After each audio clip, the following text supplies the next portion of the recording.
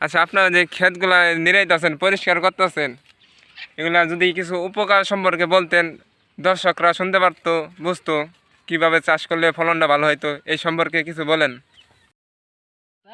আচ্ছা, তারপরেও তো মনে করো আল বায়ে সার বিষ এই টাকারই দিল, দেহের বেশিটা যে নাগাইলো, বেশিটা নাগাই খালে 9 দিন 10 দিনের মাথা পশলার বিষ দেওয়া নাবো, নাতে চারাটা পয়সা যাবো।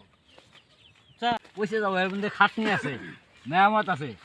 ওই বোতল দিয়ে টেঙ্গিতে বীজ দেওয়া লাগবো, তার ইউরিয়া ফসফেট সালফেট পটাশ বিষ এগুলো দিলে ফলটা আর পরিষ্কার হবো, সুন্দর হবো, দেখবো মতো জিনিস হবো, খাওয়ানো যাবো, ফসলটা সুন্দর হবো। হ্যাঁ, ফলটা সুন্দর হবো, হাই ফসল হবো, দেখতে জিনিসটা বেশি হবো, দৌড়বো বেশি, কামায়োজন হবো বেশি, কাজ আমরা খারাপ হয় অসুবিধা হবো। ফলটা চাই দেখুন কিরকম ফলটা আছে না আছে।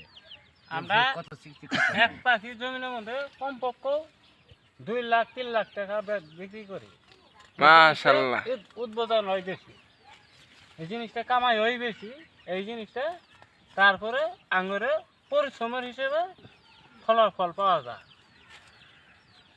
জিনিসটা হয়তো যে 2-3 লাখ টাকা কইলো যে বেশি, কিন্তু খেতে খরচ আছে ভাই, খরচ আছে। আপনারা হয়তো কিনা খান, আমরা এই 3জন 4জন মাসে এই জমির জল্লা এই যে পরিশ্রম করতেছি, এই ভাগে ভাই আমাকে প্রতিদিন পরিশ্রম, মানে সপ্তাহে প্রতিদিন নিরাইন লাগে, সার দেওয়ান লাগে, বীজ দেওয়ান লাগে, না যে জিনিসটা সৌন্দর্য হবো না। তে বেশি যে হয়তো কিন্তু খরচ আছে আমগরে, হয়তো আপনারা 40 টাকা 50 টাকা কিনে খাইতেন বা 70 টাকা 80 টাকা কিনে খাইতেছেন, আপনিও তাতে ভালো খাবার খাইতেছেন, এটা মহঙ্গা হয় না, এই দামে খাওয়াই লাগে। কারণ ক্ষেতের একটা চাষ এক বিয়ে যেমন একটা চাষ দেওয়ার গেলে 4টে চাষ দেওয়ার টেয়া হয়ে যায় 1600, 5টা চাষ দিলে টেয়া হয়ে যায় 2000। এইভাবে খরচ আঙ্গুরে সার বীজ দিয়ে কাই কামলা খাড়াই হাইরা নাগাওয়ার গেলে প্রায় এক বিয়ে জমির মধ্যে দিতে 8 থেকে 10 হাজার টাকা খরচ করে।